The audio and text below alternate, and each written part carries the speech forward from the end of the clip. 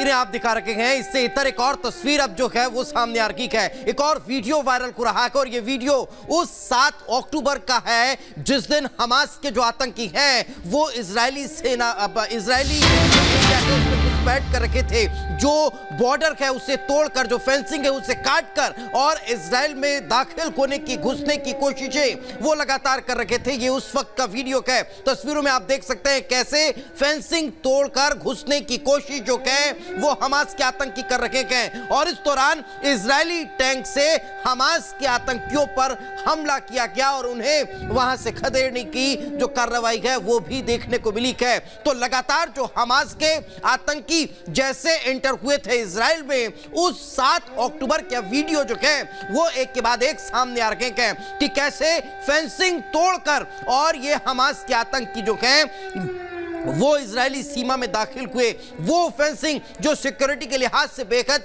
महत्वपूर्ण होती है, जिसकी सिक्योरिटी को लेकर लगातार बातें निकलकर सामने आती है, उस सिक्योरिटी फेंसिंग को तोड़कर जो हमास के आतंकी हैं वो इजराइल की सीमा में दाखिल हो रखे थे। लेकिन जो इजरायली सैनिक है उन्होंने भी मुंहतोड़ जवाब जो है वो वहां पर दिया है। और एक और अगली बड़ी खबर के लिए रुख करते हैं हमारी सहयोगी मोनिका का। मोनिका, आप यहाँ पर बता रहे थे कि किस तरीके से टैंकों से जो है वो हमला बोला जा रहा है, यानी कि जमीनी स्तर पर देखा जा रहा है कि किस तरीके से पूरी कार्रवाई को इजराइल अंजाम देता हुआ नजर आ रहा है। तो दूसरी तरफ आपको ये भी बता दें कि समुद्र से भी हमला बोला जा रहा है।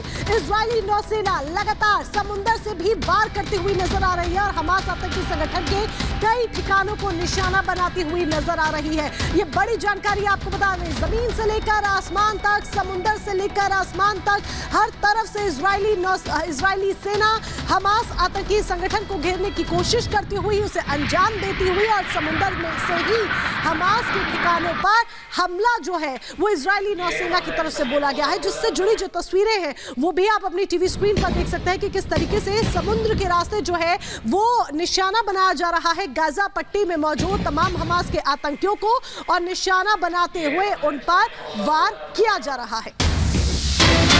इस बीच एक और बड़ी खबर सामने आ रही है। हमास आतंकी ओसामा अल माजनी को ढेर कर दिया गया है। इजरायली सेना ने गाजा में एक और आतंकी मार गिराया है। हमास का एक और आतंकी अल माजनी को ढेर कर दिया गया है। तो हमास के शूरा काउंसिल का प्रमुख था और ये बड़ा कमांडर था और अब तक कई ऐसे बड़े आतंकियों को इजरायली सेना ने ढेर कर दिया है और अब एक और ये नंबर सामने आया है जिसका नाम है अल माजनी और ये हमास की शूरा काउंसिल का प्रमुख बताया जा रहा है और इस आतंकी को भी इजरायली सेना ने मार गिराया है और एक एक को चुन चुनकर इजरायली सेना की ओर से गिराया जा रहा है, ढेर किया जा रहा है, क्योंकि इजराइल के पीएम नेतन्याहू ने यह साफ कर दिया था कि हमास का कोई भी आतंकी बचेगा नहीं जब तक आखिरी आतंकी को हम ढेर नहीं कर देंगे, हम रुकेंगे नहीं।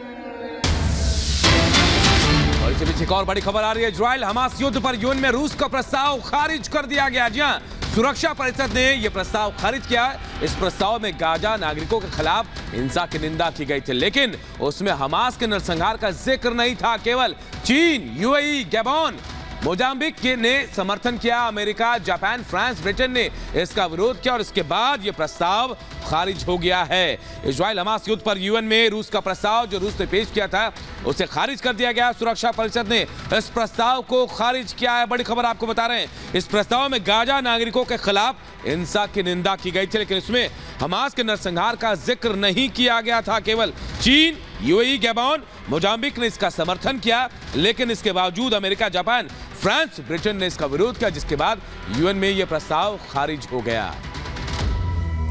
बिल्कुल, और इस बीच एक और बड़ी अपडेट आप तक पहुंचा दे। बड़ी अपडेट ये कि रूसी राष्ट्रपति व्लादिमीर पुतिन अब सुपर एक्टिव हो चुके हैं। जिस तरीके से जंग के मैदान में ये भीषण युद्ध देखा जा रहा है इजराइल और हमास का, इस बीच रूसी राष्ट्रपति व्लादिमीर पुतिन सुपर एक्टिव हो गए हैं क्योंकि जो बाइडेन का 18 अक्टूबर का इजराइल का दौरा है, लेकिन जो बाइडेन के इजरायली दौरे से पहले रूसी राष्ट्रपति चीन पहुंच गए हैं। चीन के दौरे पर शी जिनपिंग से मुलाकात करेंगे रूसी राष्ट्रपति और इस युद्ध से जुड़ी जो चर्चा है वो जाहिर सी बात है की जा सकती है। शी जिनपिंग और व्लादिमीर पुतिन के बीच में इस युद्ध से जुड़ी जो चर्चा है वो हो सकती है, क्योंकि जो बाइडेन का दौरा 18 अक्टूबर का कई मायनों में महत्वपूर्ण है और उससे भी ज्यादा महत्वपूर्ण उससे पहले पुतिन का ये दौरा चीन का माना जा रहा है।